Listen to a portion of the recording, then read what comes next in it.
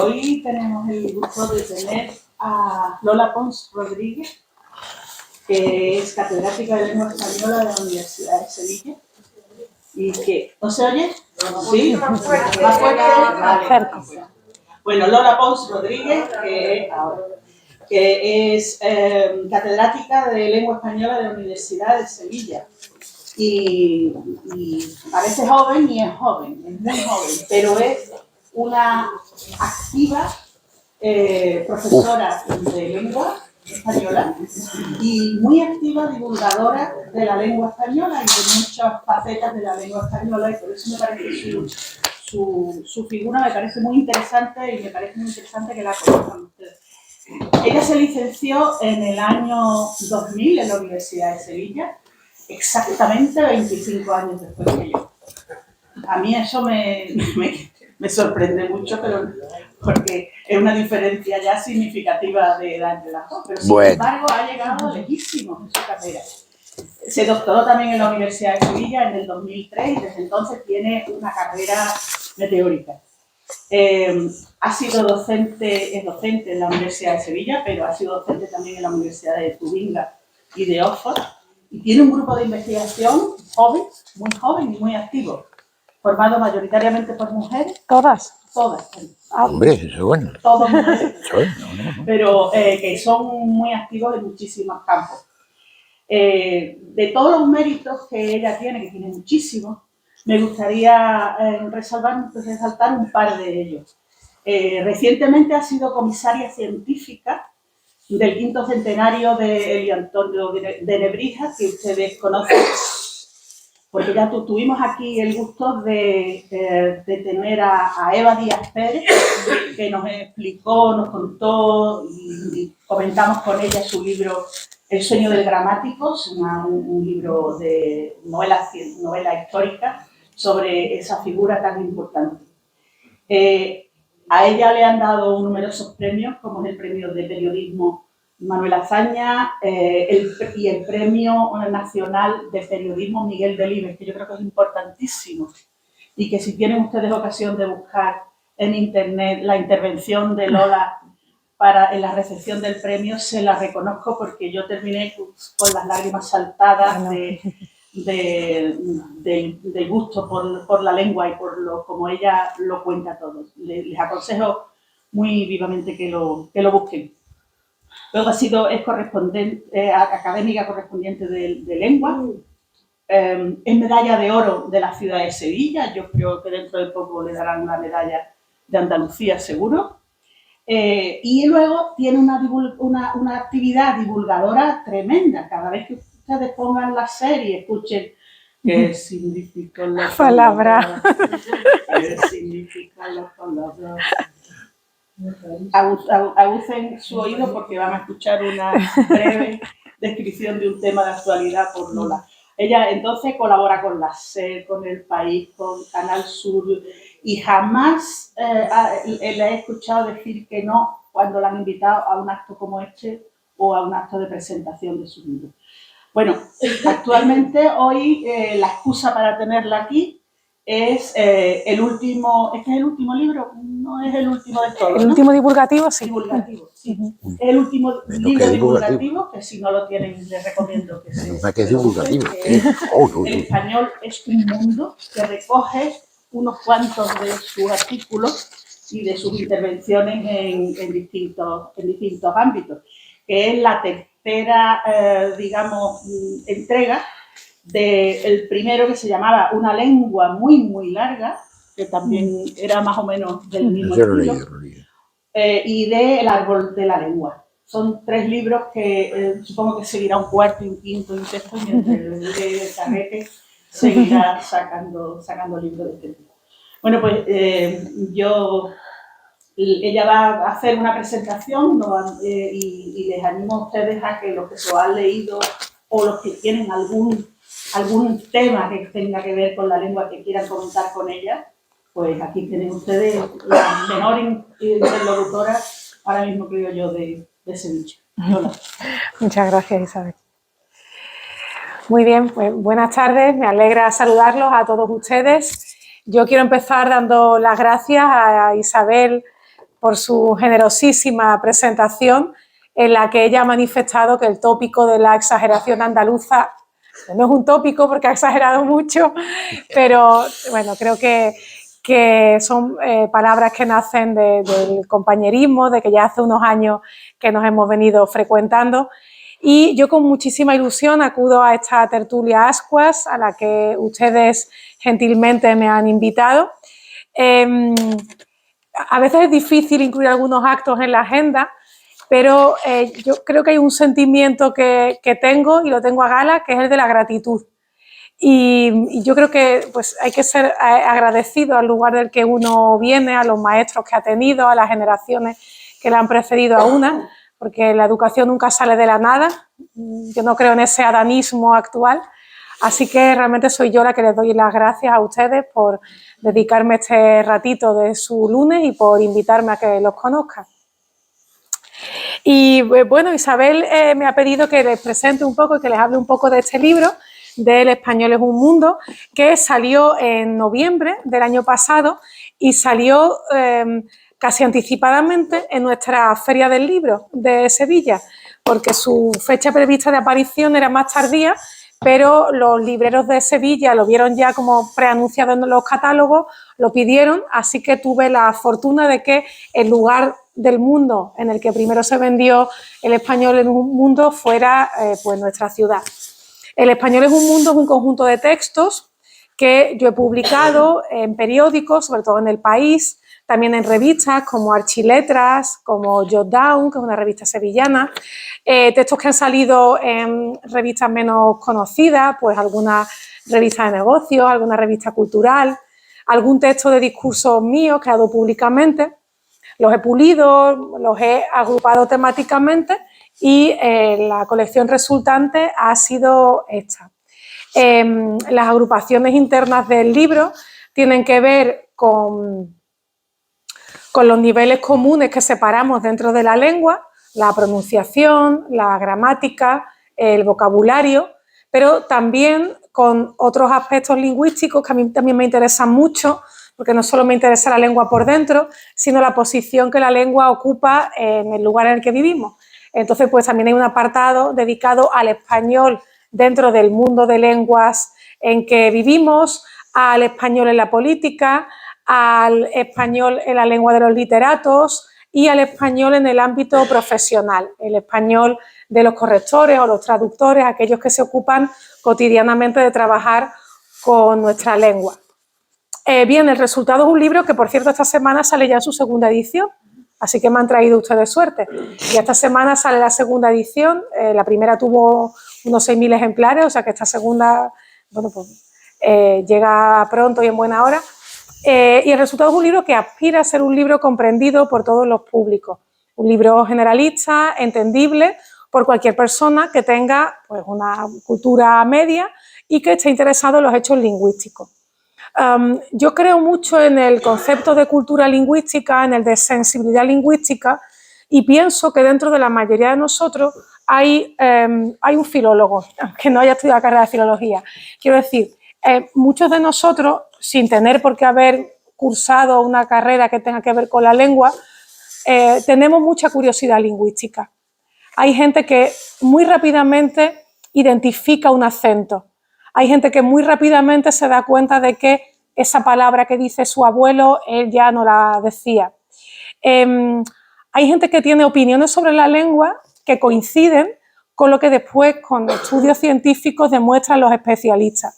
Yo creo que para ese tipo de perfil de personas, este puede ser un libro interesante, me conformo con decir, un libro en el que pueden aprender cosas, preguntarse por algunas otras y a veces tener respuesta a algunas interrogantes y otras veces no, porque en la lengua no todo es blanco y negro, no todo es sí o es no, ¿no? Y también esa complejidad intento explicarla aquí dentro de la obra.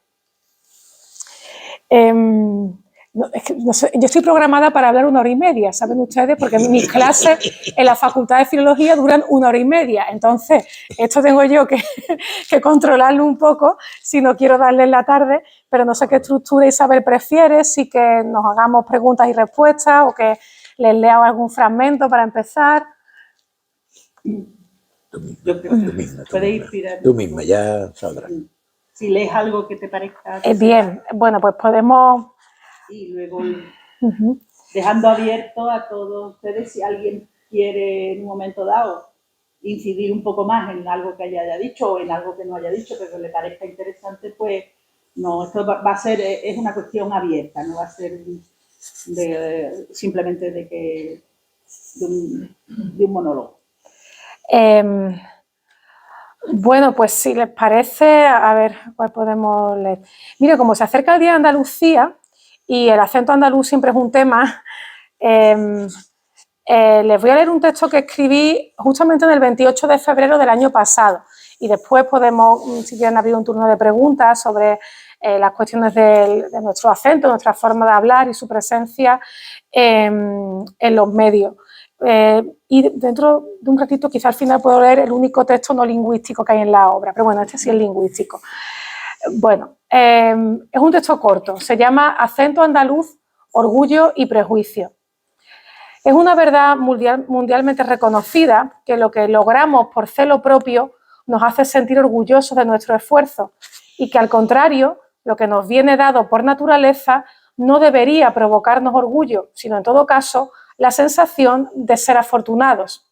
¿Alguien podría jactarse de tener bazo a mucha honra? Sin embargo, se leen y se ven como legítimas frases identitarias al estilo orgulloso de mi acento andaluz, que suponen sacar pecho por algo que se consigue por crianza o por nacimiento. Uno habla en la variedad de su entorno. Todas las lenguas se realizan en forma de variedades y todas esas variedades o dialectos tienen un perfil propio, a veces muy acusado y otras menos rompedor. El andaluz tiene uno de esos perfiles reconocibles, es una importantísima forma de hablar el español. Lo es por la cantidad de sus hablantes y por sus raíces históricas, las mismas que en el siglo XVI fundan la primera base del español americano. Estas son grandes razones para estudiarlo y respetarlo, pero en modo alguno lo facultan como un acento especial dentro de los dialectos del español. El andaluz es un acento más, nada más y nada menos que un acento más del español. Obviamente los acentos no son ajenos a las personas que los hablan y al sitio que éstas ocupan en la sociedad. Cuando se asiste a uno de esos cíclicos ataques a la forma de hablar de los andaluces, advertimos que quienes los lanzan pretenden atacar en realidad a la persona que habla, agarrándose a su forma de hablar. Estas acometidas se han fundado en la tierra errónea del prejuicio, construido en realidad sobre razones socioeconómicas. Cuando se acude al acento para invalidar la capacidad de alguien o cuando se hace mofa de la pronunciación andaluza, reservándola para representar a un personaje irrelevante, se está construyendo un prejuicio, pero también se está justificando otro mito, el del orgullo como escudo, que es la respuesta social de muchos hablantes contra el desprecio ajeno. Y ese escudo se ha llegado a revestir políticamente. Se ha defendido que el uso del andaluz es exigible y justificado por vía identitaria. Imaginen que no solo causara orgullo tener bazo, sino que fuera un signo de ideología progresista o conservadora. Se ha postulado incluso la superioridad del andaluz para defender su capacidad y prestigio frente a otras variedades. Todas nuestras variedades son igualmente competentes para responder a las necesidades de los hablantes. Expresivos o aburridos como losas son los hablantes. Cuando alguien celebra que yo en público hable de la forma en que hablo, la andaluza, me siento sorprendida. No me jacto, no me avergüenzo. Y todo esto no quita para que celebre la fortuna y la oportunidad que tuve de ser, sin esfuerzo alguno, andaluza y libre. Bien, este es uno de los artículos que yo dedico en esta obra mía al andaluz. He escrito sobre el andaluz en muchas ocasiones, casi desde el inicio de mi carrera, pero lo cierto es que yo sobre todo he escrito y he hablado sobre el andaluz en las entrevistas cuando me han preguntado, porque mi especialidad investigadora es el siglo XV, yo soy historiadora de la lengua, he trabajado sobre XV, sobre XVI, he hecho también trabajos de dialectología, algunos de ellos sobre el andaluz, pero cuando yo empecé mi tesis doctoral, cuando empecé la universidad, mi especialidad no era el andaluz. Y me di cuenta de que en muchas entrevistas me preguntaban por mi forma de hablar porque llamaba la atención. Esto es muy llamativo porque mi forma de hablar es la misma que la mayoría de ustedes. Si son ustedes sevillanos, pues yo diría que la mayoría de ustedes hablarán pues más o menos como hablo yo, como habla Isabel, pues como hablamos pues los sevillanos de esta zona. Y en cambio eso llamaba muchísimo la atención a, digamos, mis interlocutores mediáticos porque no era común. Porque no era frecuente que apareciese alguien en un medio hablando en andaluz. Esto yo creo que ha evolucionado en los últimos años y estaré encantada de escuchar sus opiniones al respecto. Y creo que ha evolucionado porque muchos hemos intentado normalizar el uso del andaluz en los medios porque no hay otra manera de dignificar nuestro acento que hacerlo presente y asociarlo a contenidos que no sean exclusivamente pues, el chiste o el teatrillo humorístico o la gracia de un monólogo. Entonces ha sido, digamos, esas preguntas, esa petición de información, esa petición de explicaciones de por qué yo hablaba en andaluz, las que me han llevado a escribir más sobre este ámbito. Yo sé que es muy común señalar que a muchos periodistas andaluces se les ha inhibido su forma de hablar andaluz, se les ha pedido que hablen en acento madrileño y no dudo que eso sea verdad. Yo no soy periodista, soy filóloga, pero trabajo en los medios desde el año 2016. Tuve incluso un espacio durante una temporada en La 2, en La Aventura del Saber, un espacio en televisión, que de hecho está por ahí los vídeos en YouTube.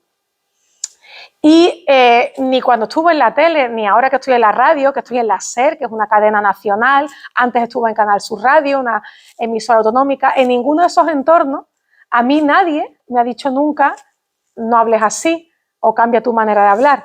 Yo tengo que ser justa con los hechos que a mí me han ocurrido, que es que nunca me he sentido impelida, al contrario. Muchas veces los que eran pues, los jefes de los programas, los productores, las directoras, etcétera, me decían que el acento hacía que se conectase, digamos que hubiese más empatía por parte de los oyentes, que no todos son oyentes madrileños ni santanderinos, pues los andaluces somos 8 millones, que somos mucha gente, pero sobre todo esta América, que es un territorio del que a veces nos olvidamos lingüísticamente y que mediáticamente tiene muchísimo peso, ¿no? Pues la radio, la prensa que nosotros leemos también se escucha y se lee en América. Así que yo no he sentido nunca esa discriminación por mi acento, al contrario, lo he sentido celebrado. Y por eso escribí este texto, porque yo tampoco puedo decir, me siento orgullosa de mi acento andaluz. Pues es como decir que uno se siente orgulloso de tener 2 orejas. Pues es que esto yo no he hecho ningún esfuerzo por tener este acento. Sería un esfuerzo quitármelo, que no lo voy a hacer, pero no he hecho ningún esfuerzo por tenerlo.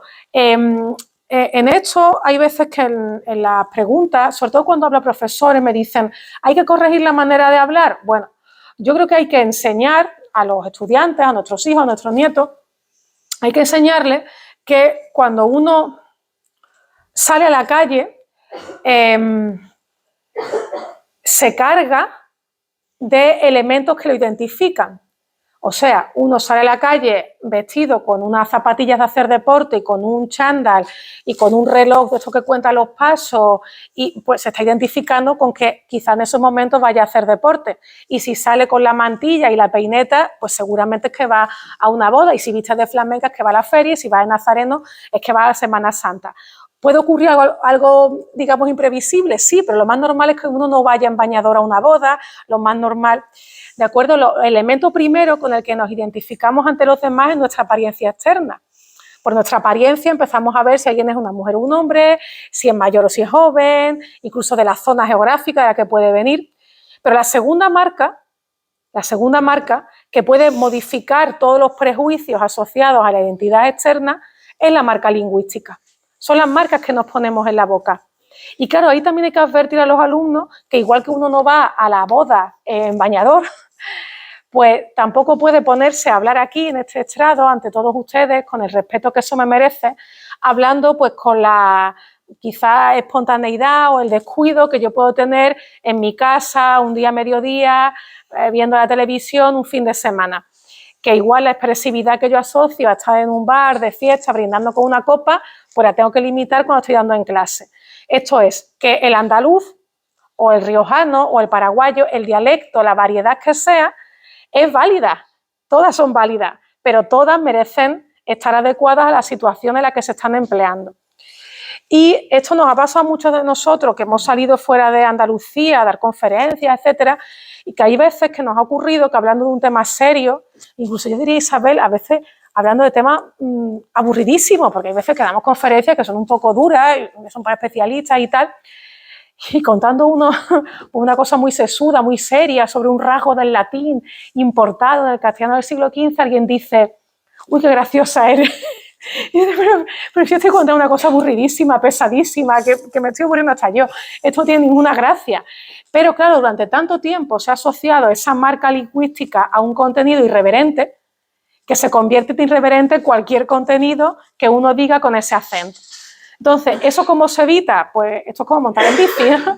Esto se evita practicando, dejando que el andaluz tenga su sitio en los medios. Y fíjense que aquí yo creo que hay otra paradoja, porque nosotros que hemos vivido la política española de los 80, hemos visto la tribuna política de los años 80 a varios políticos andaluces, de un lado y de otro, ni siquiera identificados con una ideología concreta. El presidente del gobierno hablaba en andaluz, su vicepresidente también, pero después en la oposición había también andaluces y había referentes políticos, estuviesen en el gobierno o no, que hablaban en andaluz y no lo reprimían particularmente en los medios. Y en cambio, pese a esa tribuna política en la que no se ocultaba el andaluz, cualquier noticia sobre Andalucía, hecha desde Andalucía y por andaluces, era locutada en acentos que no eran el nuestro. Bueno, yo a veces esto le he preguntado a compañeros periodistas de los medios que yo he frecuentado y les he dicho, bueno, ¿y por qué cambias el acento? Pero si después cuando hablas conmigo, hablas con tu acento cordobés y tienes un acento precioso y hablas... Bueno, pues porque me enseñaron así en la escuela de periodismo, me dicen, y ya me pongo el micro delante y cambio y no soy capaz de hacerlo de manera natural. Bueno, pues yo también respeto eso. Yo creo que no podemos llegar a un punto de imposición del acento, ni en un sentido ni en otro, que hay que dejar un curso natural a las cosas.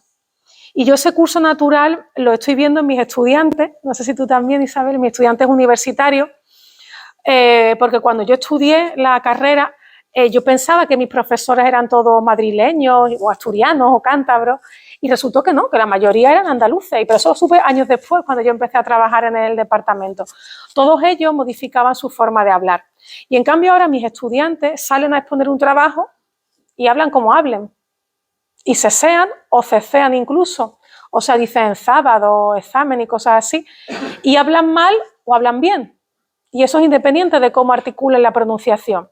¿Cuándo hablan mal? Pues cuando no se les cae de la boca estas muletillas que yo odio juvenil del en plan, ¿no? Que están en plan, esto habrán escuchado ustedes si tienen jovencitos en casa.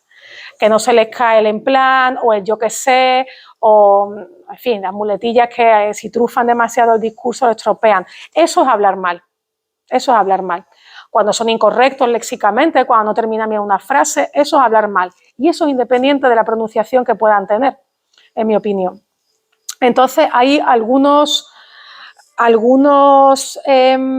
textos de aquí que tratan sobre el andaluz y que tienen que ver con esa idea. Creo que hay por aquí un teléfono. Buenas tardes.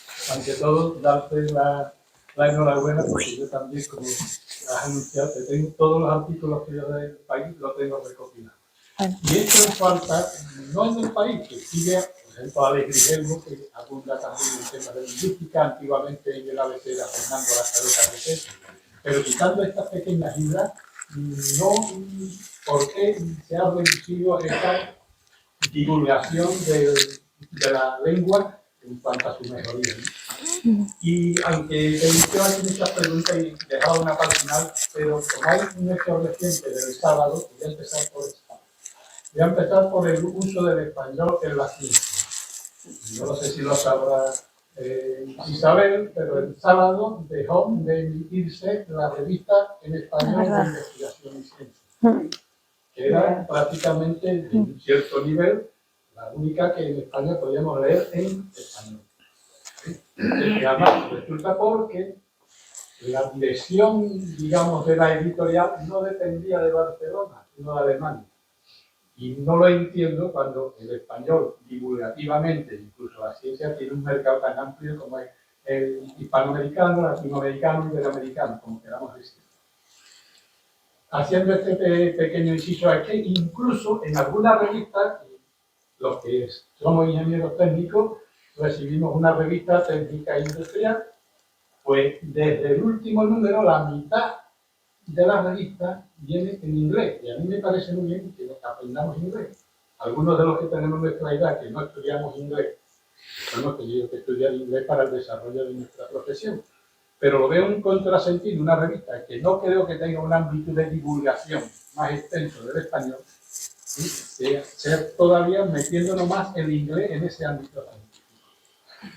Hay un solo campo donde ha sido una cosa al revés. Y a mí es hasta cierto modo paradójico, porque es un campo donde abunda mucho el anglicismo, por ejemplo en el deporte. Y se me ocurrió leyéndolo, de que yo cuando era chico jugábamos en un campo, no en un campo de hierba, en un descampado, o descampado. Pues, por ejemplo, estábamos jugando en un partido y decíamos los chiquillos, foul, que era falta, mal dicho en inglés, foul, falta, decíamos foul. Decíamos corner, hoy se dice saque de esquina. Fuera de juego, offside. O sea, que en un campo donde en el deporte se están metiendo tantas vecinas, hubo un momento en que sí hubo ese cambio usando el español. Y no quiero entrar ni en el Sevilla ni en el equipo, que requiere los pocos equipos que tiene el balón.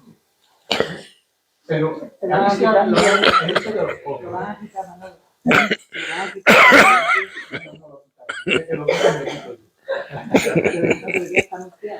Bueno, en ese aspecto. Me viene a la memoria, hablando de nosotros, y Fernando lo sabe porque los dos hemos estado trabajando en la misma empresa. Nuestra empresa central estaba en Barcelona. Claro, a mí es obvio que yo no puedo ocultarte que soy andaluz, pero muchas veces cuando surgía este tema yo decía al catalán, que tenía enfrente por teléfono directamente, y me decía el catalán. Cuando venga a Sevilla, digo, no, si tú no estás en Sevilla, dirás, me tienes que decir cuando vaya a Sevilla. Confundía el verbo ir con venir. Eso es muy catalán. Mal hablado. Decía Torrente Ballester, y le leí una vez, diciendo que el mejor español que él conocía era el que se leía o escribía en Andalucía.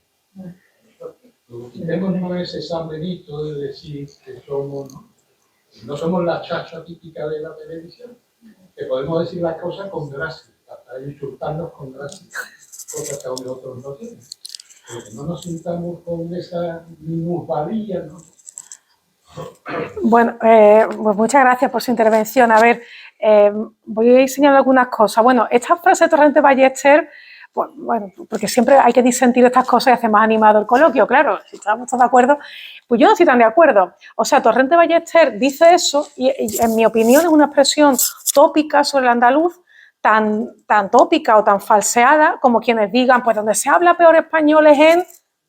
Termínese la frase como donde se diga.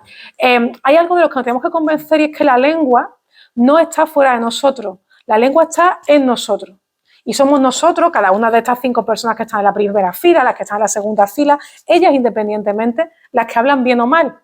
Dependerá de sus circunstancias, su formación, su capacidad, y efectivamente hay gente que tiene mucha capacidad para expresarse o para narrar muy bien, aunque no tenga ninguna formación, y todos tenemos ejemplos cercanos de ese tipo de personas. O sea, que aparte de hablar bien está también la capacidad narrativa, esa gente que son unos muermos por mucha formación que tengan o que no saben explicar las cosas frente a lo contrario.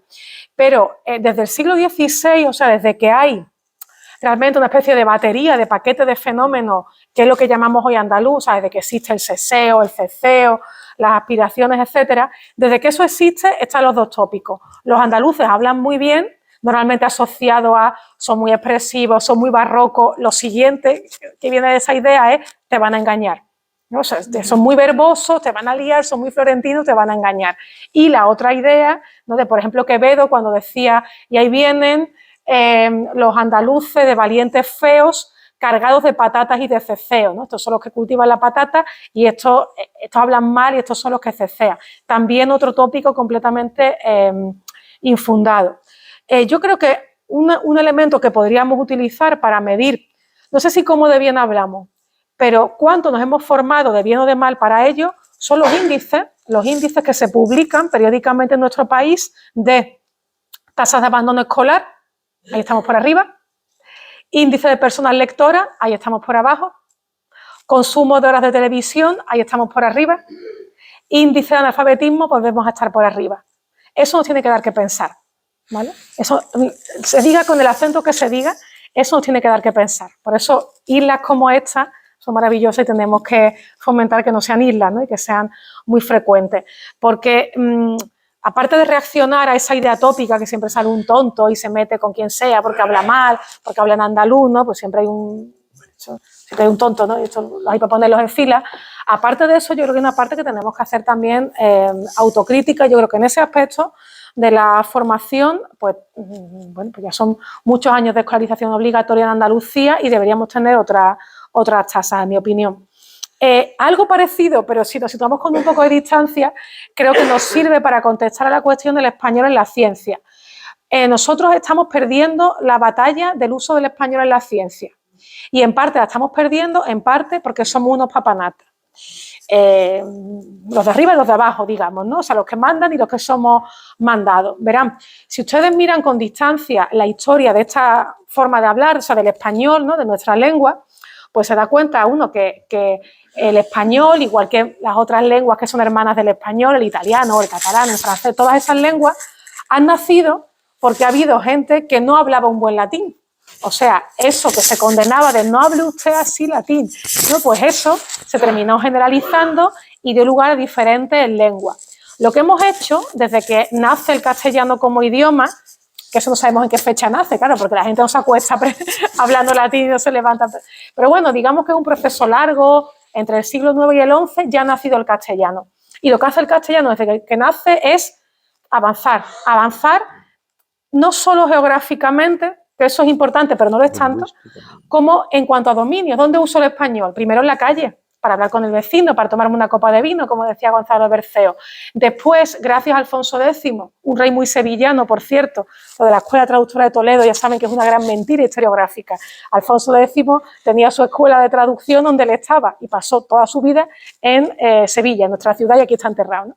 Pues con Alfonso X, las leyes también en castellano, la ciencia, lo que era la ciencia en esa época, ¿no? La astronomía, la astrología, la mineralogía, también en castellano.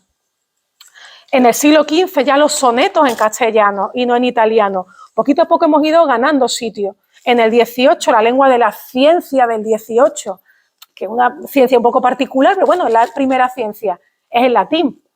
Y nosotros hemos ido comiendo el terreno hacia el latín, porque ustedes mismos han vivido alguna vez una misa en latín. Pues ese es el último terreno que le gana el castellano, el español ya, a su lengua madre.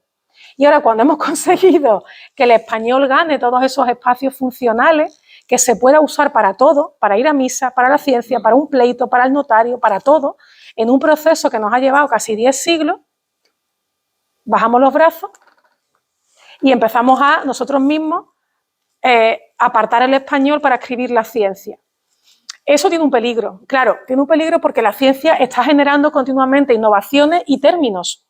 Nosotros mismos hemos vivido tristemente la pandemia y no sabíamos, a menos que, bueno, las personas que fueran, que tuviesen especialidades de medicina o de epidemiología y tal, pues no sabíamos que era un PCR, no sabíamos que eran un montón de cosas y ahora las sabemos, ¿no? Pues imaginen que toda esa terminología que hemos aprendido tristemente por el COVID se hubiese generado solo en inglés, no tuviese equivalentes en español, que los tenía. Entonces, ya hay disciplinas que tristemente solo se escriben en inglés y que hay dos españoles hablando entre sí sobre su disciplina y toda la terminología tienen en inglés. Y eso está pasando, por ejemplo, con la oncología, está pasando con mucha investigación aplicada. ¿Qué culpa tenemos nosotros? Bueno, hay una parte de culpa, y yo de eso he escrito algunas cosas aquí en el libro, recopilo uno de los textos que he escrito sobre eso. Hay una parte de eso que ha sido, en mi opinión, lo papanatas que han sido algunos ministerios con la aplicación del español. Nosotros en la universidad podemos desarrollar una investigación gracias a una especie de presupuesto extra que se nos concede, ¿no? No en forma de sueldo, sino en forma de lo que se llaman proyectos. Y, por ejemplo, el Ministerio de de ciencia y el de universidades han favorecido en los últimos años que redactemos esos proyectos en inglés. Es una cosa absurda. O sea, que tú, investigador que estás en una universidad española, pidas dinero español a un ministerio español para hacer ciencia en España y lo escribas en inglés. Imagínense qué ridículo cuando la que pide soy yo para investigar el castellano del siglo XV. O mis compañeros que estudian la evolución de la trama geográfica en el urbanismo de Sevilla. En inglés no tiene ningún sentido. Entonces está esa cosa papanata de que le hemos permitido al inglés un espacio que en el mundo anglohablante no se ha permitido para otras disciplinas. Hemos perdido muchísimo. En la segunda mitad del siglo XX había muchísimos congresos iberoamericanos, hispanoamericanos, de lo que fuera, de arquitectura, de patrimonio, de lo que fuera. Y se hacían aquí como se podían hacer en El Salvador o en Santiago de Chile. Y había una especie de comunidad de científicos entre España y América. Y eso es algo potentísimo, económicamente, científicamente, en cuestiones de marca, que no me gusta mucho usar esa palabra, pero hay una marca también para la lengua. Y eso lo estamos perdiendo, porque ya si se reúnen un mexicano y un español se pueden hablar inglés y hablan de ciencia.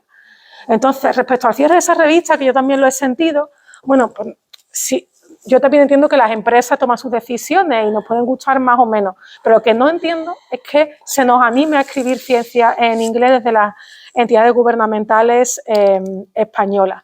Y para todo eso, ya cierro la respuesta a su pregunta, para todo eso yo creo que hace falta que los filólogos estemos en la prensa, para enfadarnos, para hacer esta misma invectiva que yo les acabo de hacer, para explicar cosas de lengua a la sociedad. Creo que cuando uno sale de la clase y escribe un texto para la prensa, o en mi caso cojo un micro y hablo en la SER, no deja de estar dando clase. Estás dando clase a otro nivel y a otros alumnos, pero estás dando clase. Entonces, a mí ahí no se me olvida quién me paga el sueldo. Yo soy funcionaria pública y a mí me pagan el sueldo pues todos los españoles que pagan impuestos, pues, todos ustedes, ¿no? Y entonces hay una parte del trabajo que uno hace que tiene que revertir en la sociedad, en mi opinión. Y nosotros no inventamos motores, ni patentamos no sé qué, ni hacemos grandes descubrimientos de genética, como los que hace Isabel, pero sí nos corresponde pues enseñar a toda la sociedad que podamos, enseñarles un respeto por la lengua, enseñar que nosotros hemos recibido una especie de regalo, que es el idioma que se empezó a configurar en el siglo XI, y tenemos que devolverlo como mínimo como nos lo han entregado. Y yo creo que no exactamente igual no lo estamos devolviendo. En tan buen estado no lo estamos devolviendo. Una pregunta sin ningún matiz político, la que no te podría meter. ¿No ha sido un contraproducente para el idioma español el artículo 3 de la Constitución del año 80? Fíjese que el lengua oficial de España es el castellano, en lugar del español, que es el que verdaderamente, que además se ha abastecido de montones de palabras, de modismos, circunstancias del resto de las lenguas que tienen el mismo derecho a existir dentro de la península. Sí, mi visión es como la suya. A ver, el nombre de la lengua es una cosa muy subjetiva. A veces un alumno mío en clase me dice, pues yo es que no hablo español, yo hablo utrerano. Digo, vamos a ver, si tú hablas utrerano y te entiendes con uno que dice que habla chileno, será porque habláis la misma lengua. Y ahora podéis llamar como os dé la gana, pero la misma lengua será cuando estáis entendiendo los dos de cada punta. Entonces, es verdad que la lengua se puede llamar de una manera muy subjetiva, y que le gusta más castellano, le gusta más español, a mí me gusta más español. Pero independientemente de eso, de los gustos particulares, hay una cuestión histórica evidente, que de alguna manera confunde si se utiliza el término castellano. Y es que esto que nosotros hablamos no es lo que hablaban los de ese pequeñito rincón que se llamaba el Condado de Castilla, que ni siquiera era reino. No es lo que ellos hablaban, que poco a poco lo han llevado a gran parte de la península. Es que no es eso. Es que eso que ellos hablaban se expande por razones meramente militares, eso que llamamos hoy la reconquista, y al expandirse pierde y gana. Hay rasgos del castellano, ese original, que se quedan allí, o que no triunfan, o que se extienden muy poco. Y otros rasgos de ese castellano que sale de allí que no son suyos, que son rasgos aragoneses, catalanes, leoneses, gallegos, andaluces también, aunque en menor medida, hay muchos más, digamos, de las áreas laterales, al menos primeramente. Entonces, eso es algo que sabemos hoy porque decimos, pues por ejemplo, no solo léxico, que el léxico es importante, pero no es tan importante, el vocabulario no es tan importante. Para una lengua lo más importante es la gramática, las estructuras. Y hay cosas que nosotros hacemos que son constitutivas de nuestra lengua. Por ejemplo, fíjense que me ha traído Isabel este precioso libro de temas de grado de latín, ¿no? Los que estudiaron latín saben que en latín solo existían en los verbos los tiempos simples. Amé, cantaba, salía, vengo. No existían esas cosas que nosotros hoy llamamos tiempos compuestos. He venido, había salido, habrían llegado, eso que se hacen de dos partes. Eso, por ejemplo, es un elemento que viene por toda Europa, digamos, desde Oriente a Occidente, que tiene, sí, el castellano, pero que lo tiene porque lo ha abrazado de la parte oriental de la península. O, si nos vamos a la occidental, que nosotros digamos alguien, la palabra alguien. ¿Habrá palabra tan necesaria como alguien? Pues alguien es algo que hemos tomado de la parte occidental. Alguien es un elemento gallego, portugués. Entonces, ¿eso lo podemos llamar castellano? Sí, o utrerano. Pero el hecho es que cuando Castilla sale de su solar primitivo, eso ya no es el castellano. Eso ya se está haciendo otra cosa. Y como coincide además con el nacimiento de la idea de España, que es una idea controvertida, pero que tiene más sentido a partir del XVI, yo prefiero que hablemos de castellano hasta el siglo XV, inclusive, y de español a esto que hablamos a partir del siglo XVI. ¿La Constitución pone castellano? Sí, y otras constituciones han puesto español en América. Eso es cierto que crea una cierta paradoja terminológica, y es que, por ejemplo, en los colegios, en secundaria y en bachillerato, la asignatura de lengua no es lengua y literatura. Es lengua y literatura. Entonces, lengua y literatura, se estudia lengua española y se estudia literatura española. Claro, pero como la Constitución pone castellana, es lengua castellana y su literatura. ¿Y su literatura cuál? ¿Castellana? Delibes y García Márquez no, porque García Márquez castellano no era, claramente, ¿no? Entonces, eso es una paradoja. Obviamente los niños estudian literatura escrita en español de aquí o del otro lado del Atlántico, ¿no? Y diversa. Pero claro, tenemos esa paradoja. Hay una crónica escrita por Cela de todos los debates que hubo sobre el nombre de la lengua en la Constitución. En fin, que iba atribuyendo las opiniones que tenían cada sector de los padres de la Constitución. La segunda pregunta que quería hacer es que incluso en la propia universidad no se respetan las normas de la Real Academia de la Lengua. Entonces tenemos el masculino y el femenino, el neutro, el empleado colectivo. El emplear a rajatabla el masculino y el femenino por sistema que se ha impuesto en la lengua. Yo en varios compañeros sudamericanos, cuando hablo con ellos, se asombran. Me han dicho que sois vosotros los que estáis tomando la parte de la lengua española.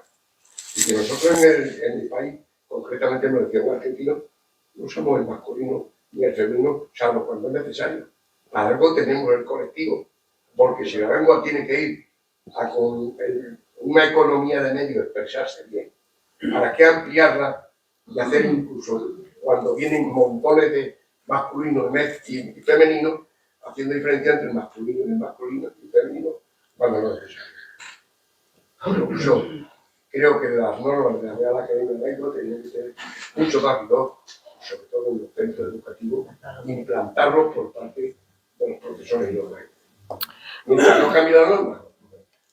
Sí, bueno, ahí hay cerca de un montón de naciones que hablan en español, que también tienen derecho a que se respete su español, su gramática, que viene de la nuestra. Sí, yo ahí la verdad es que me conformaría aunque se respetase la ortografía, que va como antes ya de los desdobles y de todo eso. La ortografía, por ejemplo, nuestra del español, que es una ortografía relativamente cómoda, fácil de aprender, una ortografía que hemos tardado siglos en generarla, ¿no? Pero que es bastante coherente, que han ido creándose normas que han simplificado notablemente nuestra ortografía, ¿no? Los que han estudiado francés saben la enorme distancia que hay entre cómo se pronuncia y cómo se escribe. Y bueno, pues yo creo que hay un problema también con la enseñanza de la ortografía, porque en general parece como que da igual, ¿no? Como que da igual, que es un problema de matemática, tiene bien el problema, ¿no? Pues ya está, correcto. Pero es que ha puesto el resultado con todas las H y todas las B al revés. Está bien el número, correcto. Entonces, eso es un problema. La ortografía es uno de esos elementos identificadores de corrección idiomática. Es cierto que nadie se muere si ponemos una B o una V mal, pero ¿ustedes qué piensan si el gestor de su comunidad de vecinos les hace el informe de no sé qué, de la pintura, de la escalera, todo con falta de ortografía? Si el presupuesto de la persona que les va a arreglar la casa de arriba abajo está lleno de falta de ortografía, si la persona que pone un cartel aquí abajo en la entrada que anuncia no sé qué, lo escribe con falta de ortografía, piensan que es un mal profesional. Aunque bueno, pues la B con la V no se muere nadie, ¿no? Pues le hemos quitado mucha importancia a la ortografía, que es verdad que es convencional, todas las ortografías lo son. Escribimos H porque hemos decidido que ahí se pone H, o G o J porque hemos decidido así, pero es un acuerdo que tenemos en común. Por eso hay que ser extremadamente cuidadoso con la ortografía, y cualquiera de los intentos que se hacen por romper la ortografía del español a mí me provoca muchísima desconfianza. Sea para los que proponen una escritura del andaluz, sea para los que dicen que hay que reformar la escritura de la ortografía para que sea más fácil para los niños. Todas las ortografías tienen su parte de distancia con respecto a los sonidos, y es lo único que tenemos absolutamente igual todos los hablantes del español, los de aquí, los de la otra parte del Atlántico. Y es un gran vector de unidad también en el mundo editorial, en el mundo de la enseñanza, etc. Así que sí, de la ortografía yo tampoco negocio. ¿Alguien? Sí, yo he repetido en varias ocasiones, es un placer. Soy docente también, y de lengua y literatura, y me licencié mucho antes que tú, desde luego. Y bueno, me gusta porque es una divulgadora de la lengua que llega al gran público, ¿no? Que eso es, creo que, lo más difícil, y lo hace muy fácil. Pero bueno, te quería hacer una serie de preguntas. Bueno, en primer lugar, de la labor del Instituto Cervantes en cuanto a la lengua, que aunque está muy extendido, yo creo que a veces se queda en lo académico y podría ser una labor más de divulgación también, ¿no? Al estilo de Lola Pons. Eso por un lado.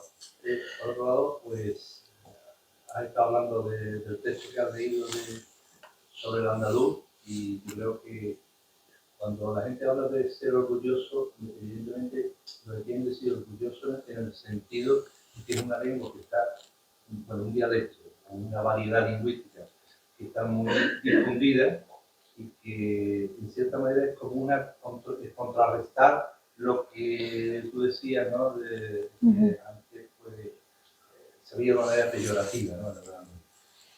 ¿Qué podemos hacer? Pues lo que estamos haciendo hoy, cada día, cada persona, en su dialecto, en su forma de hablar individualmente, pues hablar andaluz, en cualquier ámbito, adecuándose a las circunstancias en las que tiene en este momento, ¿no?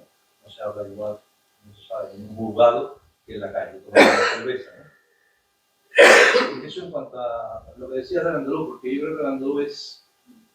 Yo escribí una vez un artículo que hablaba sobre que el andaluz era un propietario más de la lengua española. Yo creo que así tenemos que considerarlo todo, ¿no? Entonces, esas dos referencias, en cuanto a las revistas también lo he pensado, y mis compañeros, amigos también que están en la universidad, que se ven obligados a investigar la redacción en inglés porque le puntúa más para la titularidad o para la tesis doctoral, le puntúa mucho más una revista en inglés que en castellano, ¿no? O en español. Un poco incongruente que la propia ANECA, también la agencia pues, española, puntúe más la inglesa en muchos casos que el trabajo inglés que en español. En fin, bueno, estoy de acuerdo con prácticamente lo que has dicho, ¿no? Pero quería... Bueno, pues muchas gracias.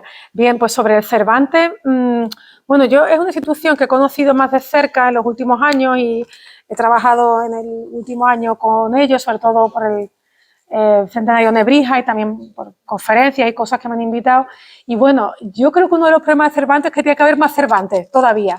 O sea, me explico. Esta es una institución que dentro de España aparentemente es un centro de idiomas donde uno va a aprender español pues, en Los Ángeles o en Manchester o en el Cairo, pero la realidad es que junto con esas clases de español, que son una parte de la ciudad de Cervantes, hay otras que es una especie de actividad de difusión cultural donde está tanto que vaya un autor literario actual a encontrarse con sus lectores, como que haya una exposición, como que se recojan novedades del cine español o de las series españolas, no solo las que se hayan producido en español, sino también en otras lenguas de España. O sea, en Cervantes también se puede ver cosas generadas en catalán o en gallego o en vasco.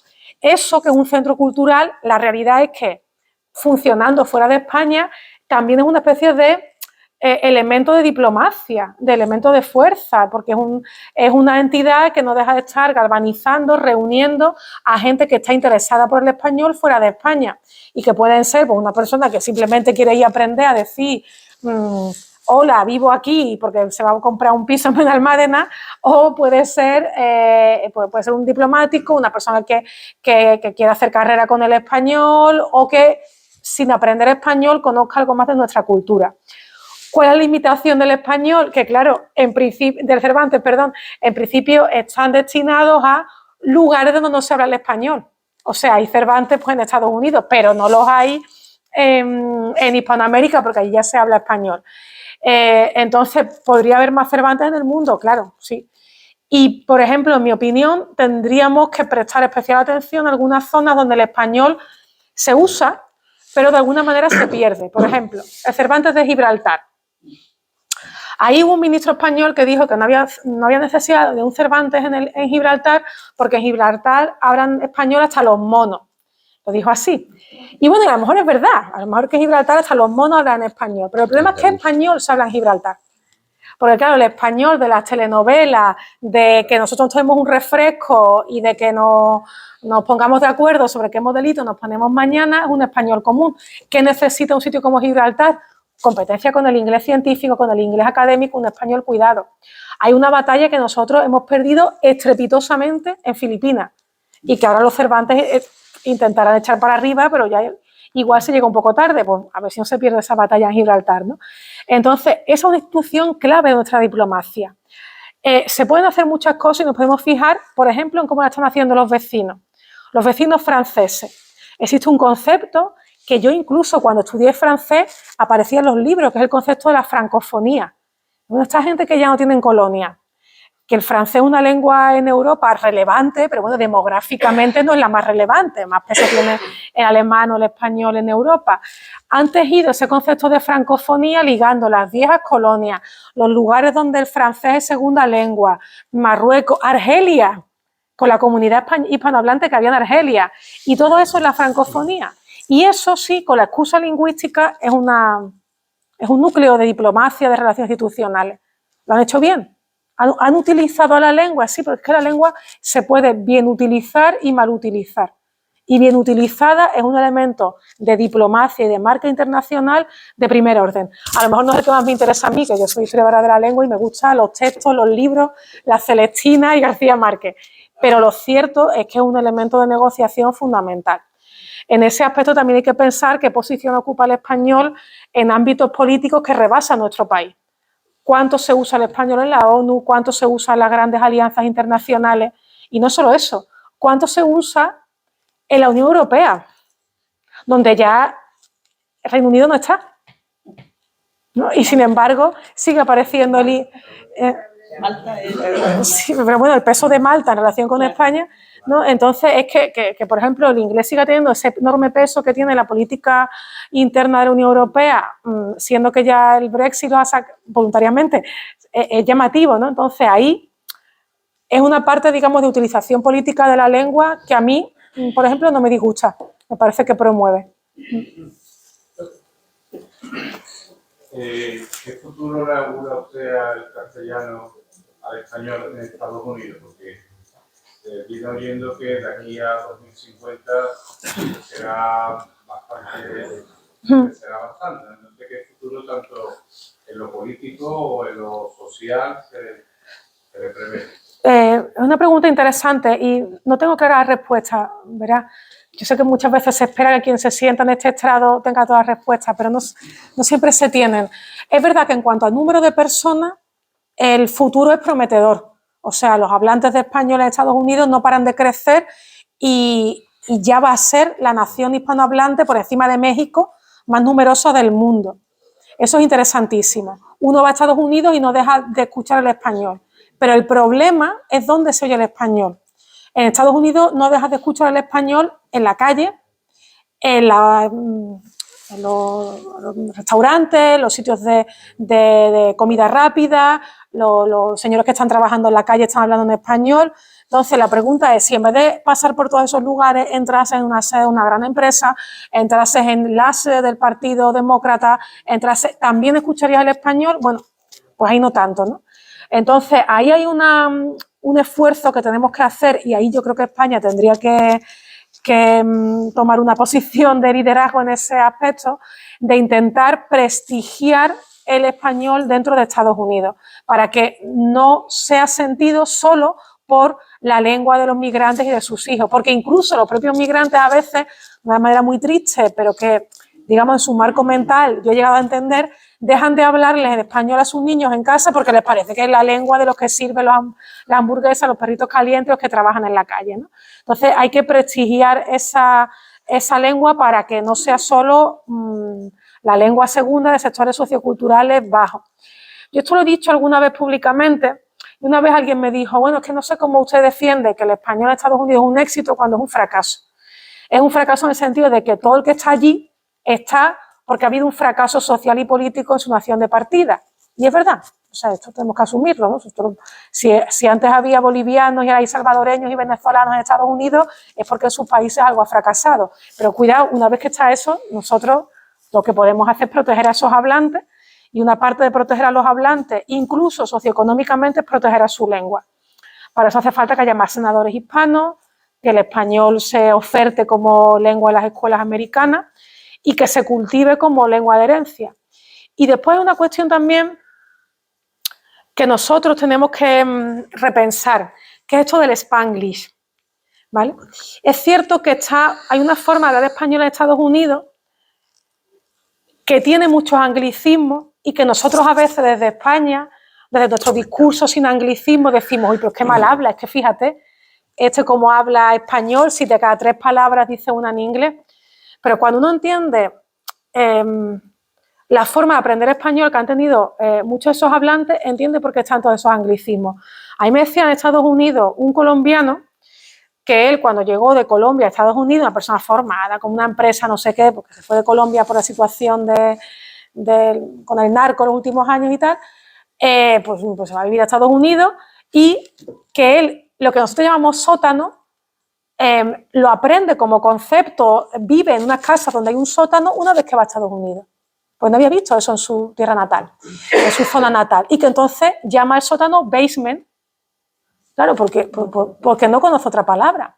Porque no conoce otra palabra, no sé, pues como nosotros decimos lasaña en italiano, pues porque la lasaña viene de Italia y la decimos en italiano, pizza. Entonces, escuchar a veces ese español con anglicismo nos suscita rechazo.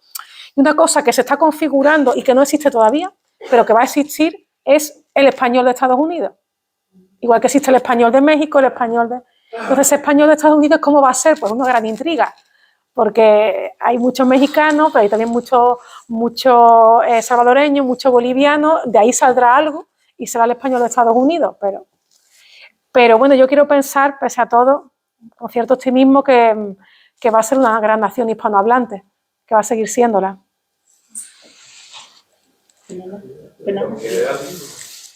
Volviendo al andaluz, yo quiero agradecerles esa labor divulgativa de audio, porque claro, no es lo mismo leer que oír en andaluz. La radio, los medios, etc.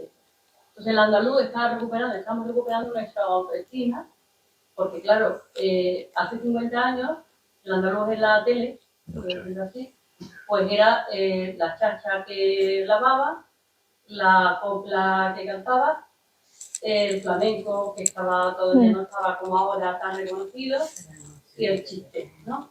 Entonces, ahora ustedes hacen una labor divulgativa y se les oye en andaluz, se nos oye en andaluz. Entonces, muchas gracias. Estamos tomando nuestra autoestima. Además, unido al hecho de tener ya una autonomía, con una televisión propia, que hablan andaluz, aunque algunos hablan ese andaluz neutro, ese español neutro, disimulado en andaluz, ¿no? Pero se nos oye Canal Sur, por ejemplo, se oye el andaluz. Ujú. Y eso trasciende ya al resto de España, ¿no? Y a Sudamérica. Eso por un lado. Por otro lado, hay muchos tipos de andaluz. Es decir, no es lo mismo un almeriense que un gaditano. No es lo mismo un granadino porque el acento, la locución, la abertura de las sílabas, de las vocales, pero son distintos andaluces del andaluz, por decirlo de alguna forma, ¿no? Incluso en la Baja Extremadura también se habla de esa especie de andaluz, que a mí me encanta, por cierto, y además que me gusta muchísimo todo ese acento. Yo decía un almeriense automáticamente de un granadino, un cordobés, o un sevillano, un llanero, o un sevillano del centro, ¿no? Entonces, todas esas cosas son para nosotros ya un subidón de autoestima especialmente. Pues solo le puedo dar las gracias, muchísimas gracias, ¿no? Cuando uno habla en los medios nunca sabe quién está al otro lado y cuando les pongo cara a ustedes y se encarnan en personas concretas, pues me siento muy agradecida que valoren esta posición y mi manera de hacer las cosas. Se oigan el resto de España y de Sudamérica. Has dicho que somos los mejores en analfabetismo, los mejores en el índice de lectura, o lo contrario de los peores. Bueno, no los peores, a veces estamos entre los peores. La pregunta es, ¿eso tiene que ver con el andaluz? ¿O es el andaluz que provoca eso? ¿O eso provoca que hablemos en andaluz? No, esto no tiene nada que ver con la forma de hablar. Eso no tiene absolutamente nada que ver con la forma de hablar. Nuestra forma de hablar nace en el siglo XVI, igual que nacen otras variedades dialectales u otros dialectos, y nuestra posición tan baja en los índices de lectura o tan alta en los índices de analfabetismo tiene que ver con otra cuestión que no tiene nada que ver con el acento, que es la cuestión obviamente socioeconómica. Supongo que si pusiéramos al lado los índices de industrialización o de exportación, bueno, exportación está subiendo en los últimos años, en fin, otros índices socioeconómicos, el PIB, etcétera, pues habría bastante correspondencia. Lo que pasa es que en muchos de esos índices no podemos intervenir, en otros sí. O sea, en el nivel de fracaso escolar, en el nivel de personas que leen o de libros que se compran, nosotros particularmente, individualmente, podemos intervenir. Yo en el PIB de Andalucía, modestamente, yo no sabría cómo intervenir. Son cuestiones que quizás son más de macroeconomía. Entonces, hay... Bueno, a ver, hay un elemento que es... como decía la persona que acaba de preguntar, cuando en la tele solo me representan de esta manera estereotipada, que suele corresponder con alguien que tiene una posición poco relevante socialmente o que cuenta un discurso poco relevante, ¿de acuerdo? Es porque se ha tendido a asociar ese discurso, esa forma de hablar a las personas menos cultivadas. Esto tiene que ver efectivamente con muchos de esos índices, pero cuidado, esos índices, por ejemplo, nuestros, incluso los que había a principios del siglo XX, que era un índice dramático de analfabetismo, los que había en Andalucía, son similares a los que había en Canarias, por ejemplo. Y el canario, el dialecto canario, la forma de hablar de los canarios, no ha tenido esa representación mediática tan dañina. El andaluz, en cambio, sí ha aparecido. Pero claro, aquí es que nos vamos a un tema muchísimo más amplio, que es la utilización de lo andaluz fuera de Andalucía, que ya no es solo el acento, es la utilización de nuestros elementos folclóricos, de nuestras callecitas, nuestra bugambilla, de la Feria de Abril del Flamenco. Eso ha sido utilizado, pero también manipulado, hasta crear una figura que se corresponderá con un tipo de persona de Andalucía, pero no con todos nosotros, ¿no?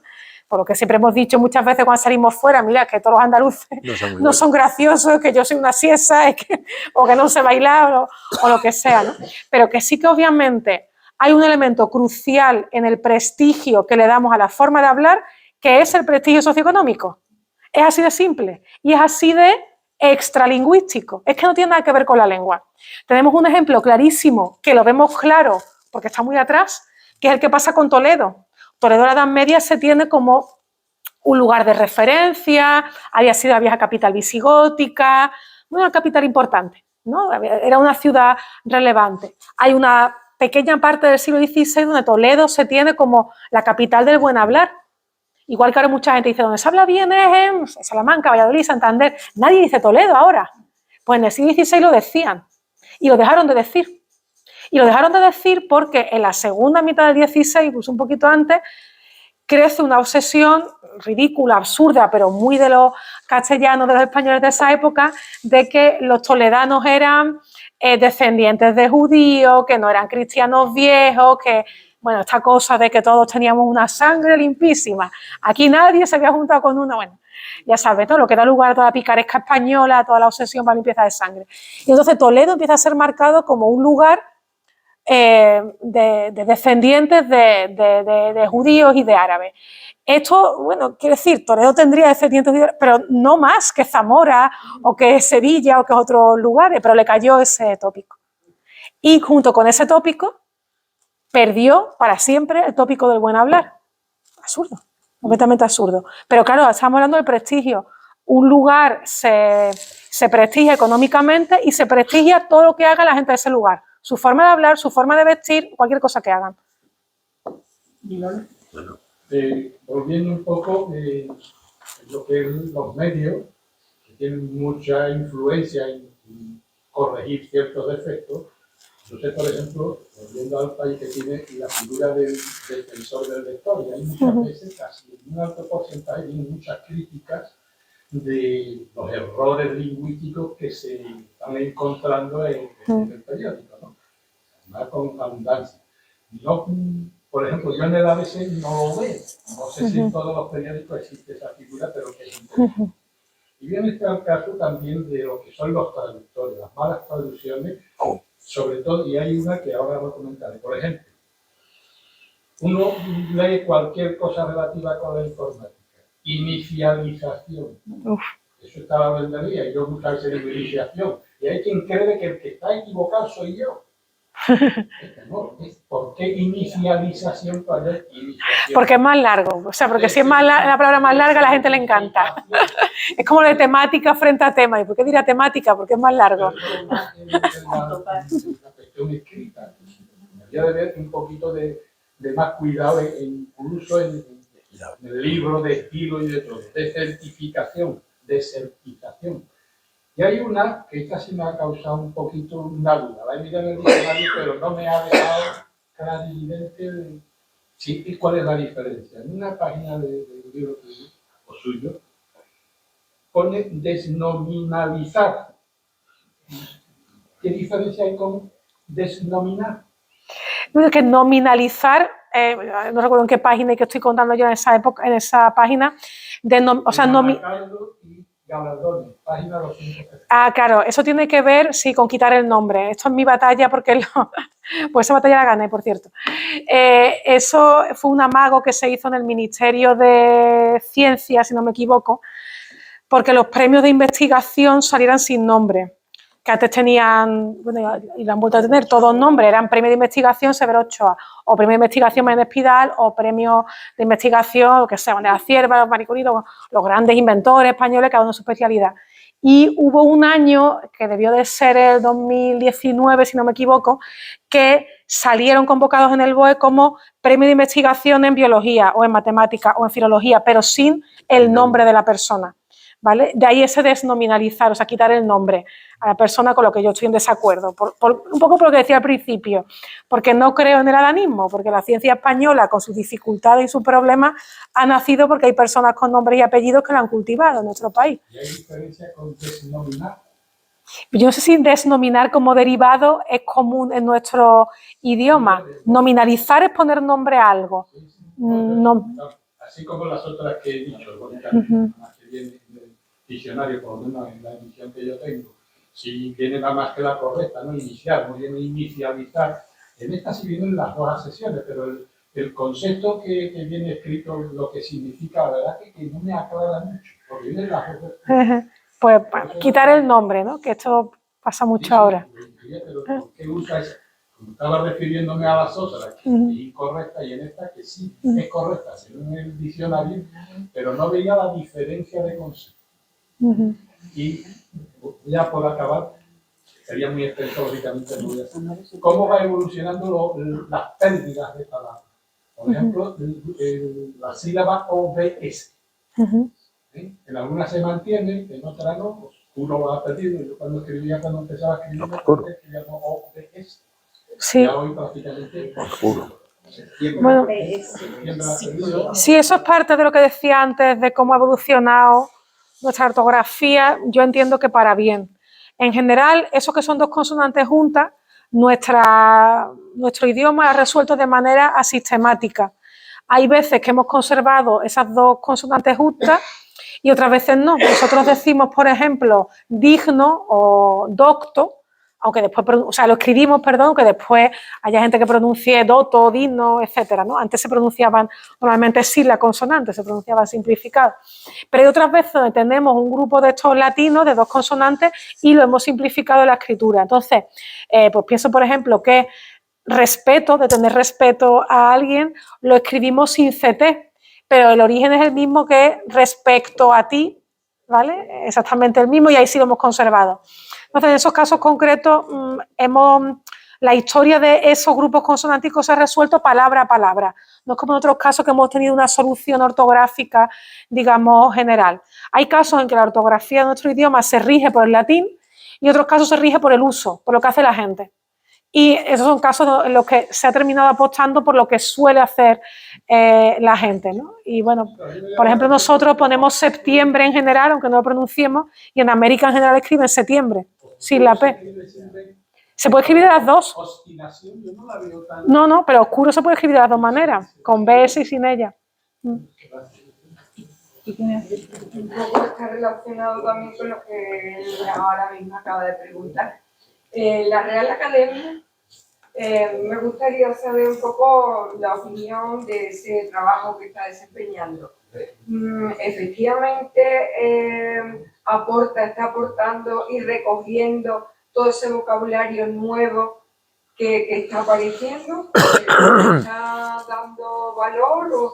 Y por otro lado, que hoy he escuchado en radio precisamente que hay un vocabulario sobre los abogados que por lo visto hoy lo han denegado. Una de las acepciones de la definición de abogado, que era una persona parlanchina y una serie de connotaciones que venía también en el diccionario. Y ese por lo visto, pues la Real Academia ha desistido también del término, pero porque ha habido ahí una lucha de los profesionales abogados que eso querían que desapareciera. Entonces, me gustaría saber la opinión con respecto a cómo está trabajando la Real Academia, ¿no?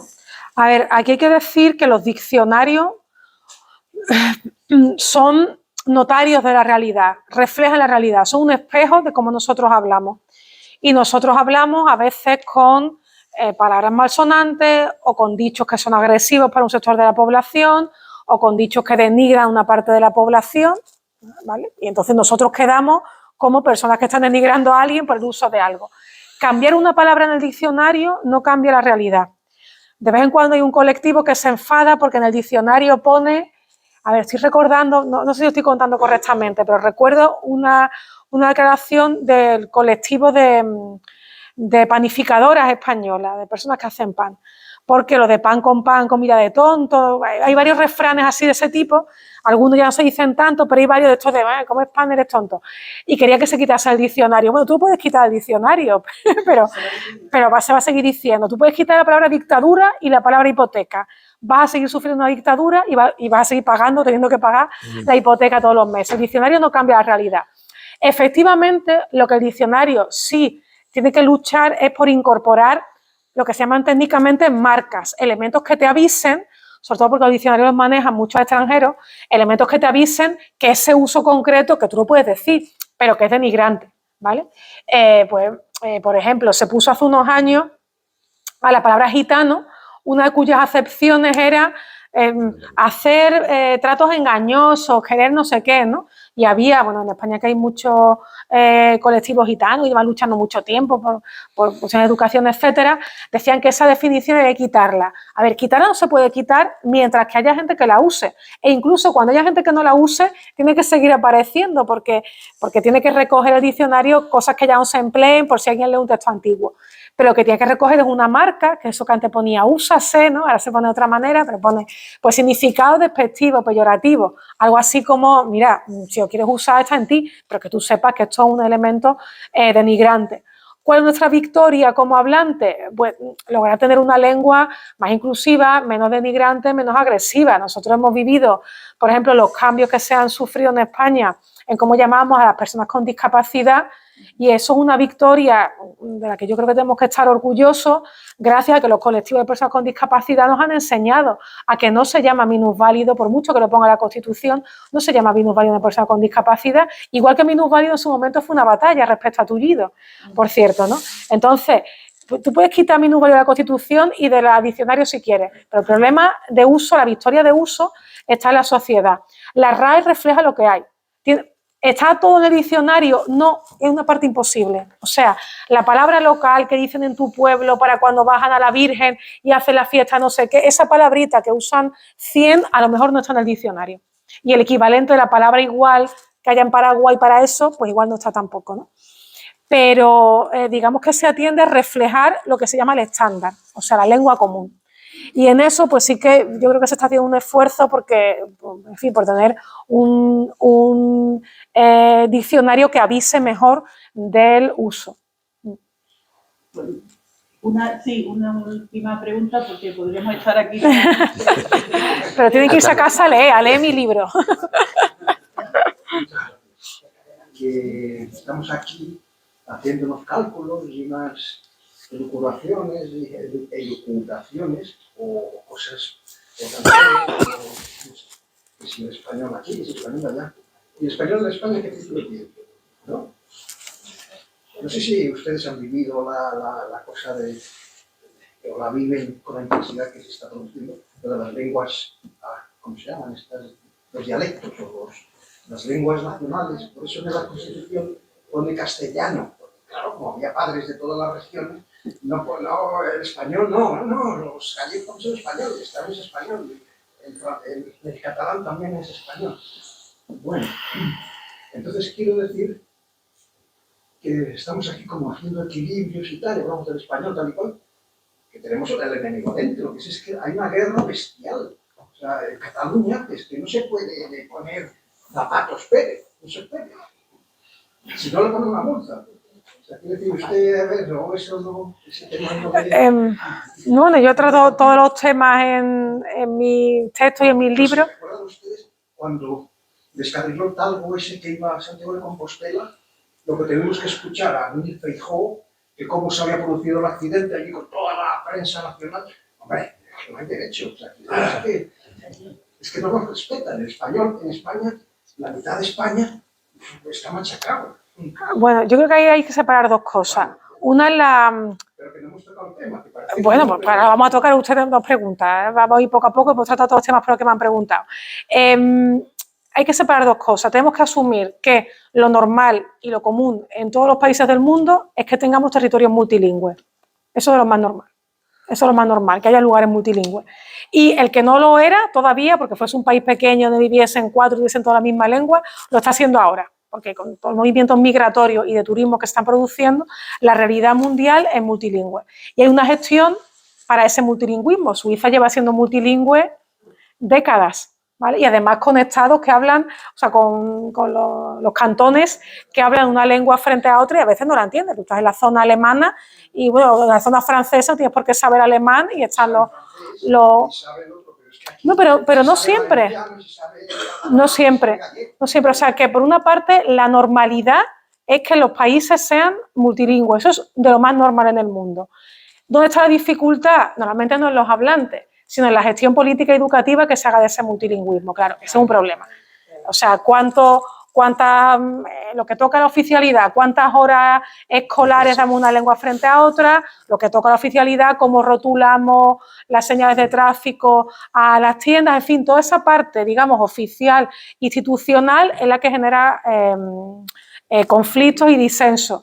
En mi opinión, en España no se ha encontrado una fórmula de consenso que suele estar, como casi todo en la vida, en el intermedio, en el mesosté. Hemos pasado de un extremo a otro y eso no tiene ningún sentido.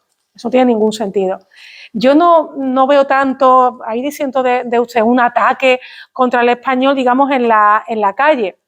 En la calle, claro, sí, supongo que habrá de todo, ¿no? Pero bueno, otro día me decía un compañero de la universidad que ha pasado muchos años en Oxford, que después del Brexit había también gente que se metía con los que hablaban español por la calle. Bueno, tontos ahí para ponerlos en fila, en Sevilla y en donde cualquier sitio, y en Inglaterra y en cualquier sitio que uno vaya.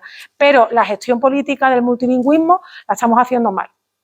Eso es evidente. Es evidente que la estamos haciendo mal. Porque si vemos que alguien hable en catalán o en gallego como un ataque, yo creo que es erróneo. Pero si vemos que alguien hable español en cualquiera de esas zonas con otras lenguas oficiales como un ataque, también es erróneo. Entonces, bueno, pues yo quiero pensar que, en fin, con un poquito más de cultura lingüística mejoraría las cosas. Pero, ¿cuál es el problema? Que es muy fácil utilizar la lengua como un elemento de lucha política. Por lo que decíamos al principio, es un elemento fuertemente identitario. Fuertemente identitario. Bueno, yo creo que muchas gracias, Lola, Gracias a vosotros. porque creo que ha sido muy ilustrativo, ¿no? Y que nos ha... Hay que repetir. Que la podemos invitar en tu próximo libro, estás invitada otra vez porque me parece que ha sido muy enriquecedor para todos. Muchas gracias, Lola. Gracias a vosotros por vuestra atención.